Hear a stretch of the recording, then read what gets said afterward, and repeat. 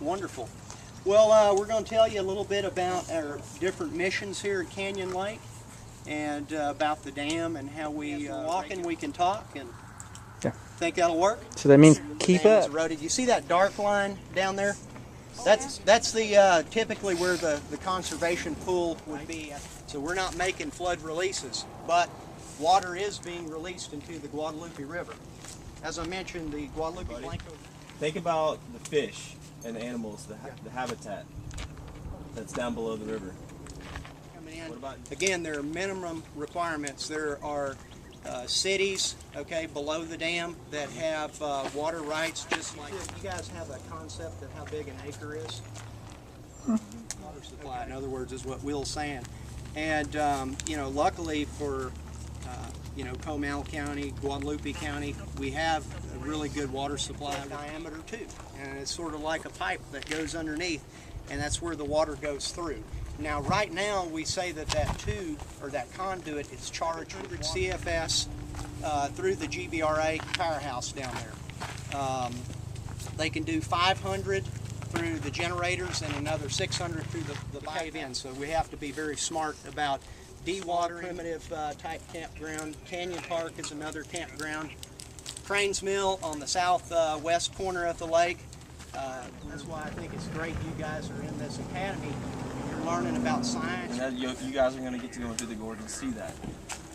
Okay, like market times. So you can kind of picture how much water that was to create the gorge over there when they'll do that. Do you guys have a good understanding of what a watershed is? 32 of those. That's a big area. That's a big roof, right? So all that water, how many gallons of water that is, if you have a 1-inch rain. Will mention, they have to require, you know, meet that minimum flow, even though we have less than that coming in. Now, that flow, bigger priorities than recreation and having fun, right? And I think probably every one of us will take every opportunity to learn, okay? That's how you're competitive in the world. That's how you're going to make an impact. You guys have an idea as a group, which is something that you need for a dam. The rest of the dam, you all see this flat area back here that's open? More than just bringing in a dump truck, backing up and dumping it. Flood. This is after the flood, and then this is the gorge that was cut as a result of this flood event, everything back all the way up to the dam. Now, on this map, this is the map of the major aquifers of Texas. An aquifer is a rock formation deep underground that holds a lot of water. Back and recede and come back, and every time it receded, it left a layer of sediment eating back at the spillway, and this is the furthest back that it went, because as the water, imagine what it would have been like. All right? Does she need to go back, do you think? Of course, ripped out all the trees and took a lot of rock even off of the spillway. They walked on his back 2 feet, was by measuring the distance between his footsteps. So you boys need to back up a little bit, either way. Rocks are moving, right?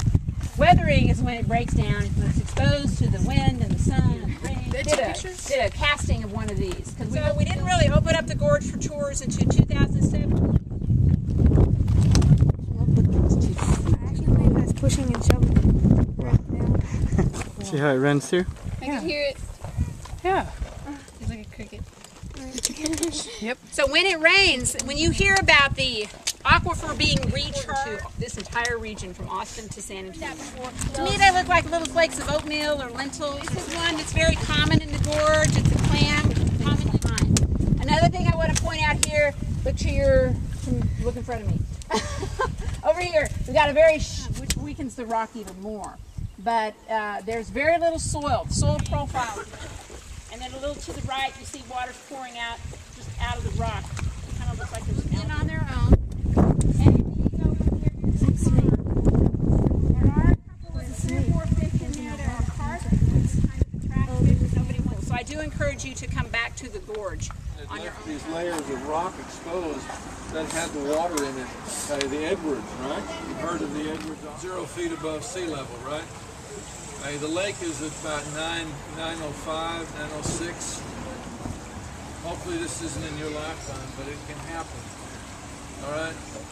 Now, so this is dry, but it could happen.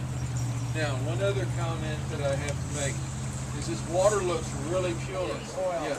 I was always pouring oil on my baby and thinking, that's oil. That's that, but E. coli definitely in here is not good. Okay. So when he comes out in here, I like to talk to you all day long, but I guess that's not my job, huh?